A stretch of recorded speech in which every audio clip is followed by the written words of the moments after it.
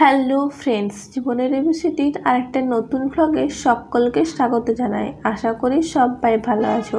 গিয়েছিলাম একটা বই মেলাতে, বাঁকুড়াতেই বসেছিল যেহেতু, সেই জন্য ভাবলাম যাই ঘুরে আসি। তো আমার খুব একটা যাওয়ার ইচ্ছা থাকেনি, কারণ বই কেনার আমার মোটেই ইচ্ছা ছিল না। কিন্তু আমার হাজব্যান্ডের আবার বই মেলা যেতে খুবই ভালো লাগে।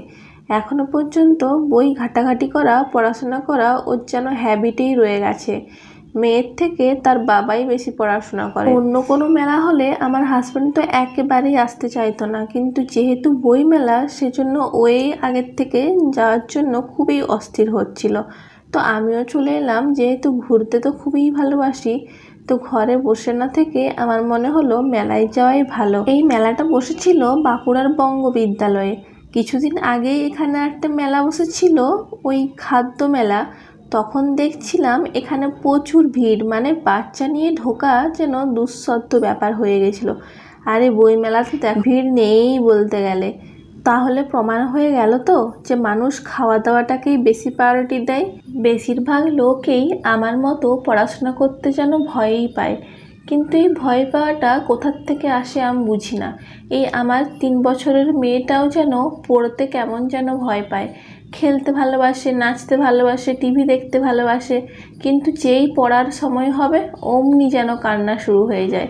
অনেকে বলে ছোটোর থেকেই ভিত তৈরি করতে হয়, ছোটোর থেকেই বাচ্চাকে বোঝাতে হয় যে পড়াশোনা করলে অনেক ভালো কিছু হয় জীবনে, অনেক কিছু শেখা যায়, জানা যায়।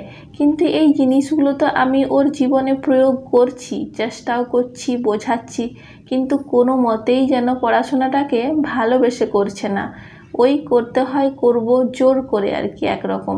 এটা যদি না হয়ে অন্যান্য জিনিস যেমন আমরা গান, নাচ এগুলো ভালোবাসি, সেই রকমই যদি পড়াশোনাটাকেও ভালোবেসে করতে পারা যেত, তাহলে পড়াশোনাটাকে আমাদের এত ভয়ও লাগতো না আর এত কঠিনও লাগতো না। বই মেলাতে কেনাকাটা হয়ে গেল। ওই কেনাকাটা বলতে আমার হাজব্যান্ড কটা বই নিল। তবে দোকানের তুলনায় বই মেলাতে দেখি বইয়ের দামগুলো কিন্তু বেশিই থাকে। আর হবেই না কেন, কারণ এখানে যে দোকানগুলো বসে, মানে স্টলগুলো যে বসে, সেখানে তো চার্জ নেওয়া হয়, তার জন্য দামটাও কিন্তু দোকানের তুলনায় বেশিই থাকে। তো যাই হোক, আমরা বই মেলা সেরে চলে এলাম একটা দোকানে পিৎজা খেতে। পিৎজা এর আগে কোনো দিন খাওয়া হয়নি, তাই ভাবলাম দেখি কেমন টেস্ট। তো এই যে আনাও হয়েছে। তবে কি জানো, পিৎজা খাওয়ার থেকে আমার মনে হয় ঘরে পাউরুটির ডিম টোস্ট করে খেলে এর থেকে ভালো স্বাদ লাগবে। এটা ছিল চিকেন পিৎজা, আর এটার দাম নিয়েছিল 160 টাকা। তো আমার কাছে এটা পুরো বেকার, মানে খেতে মোটেই ভালো লাগেনি, তবে খুব একটা খারাপও লাগেনি।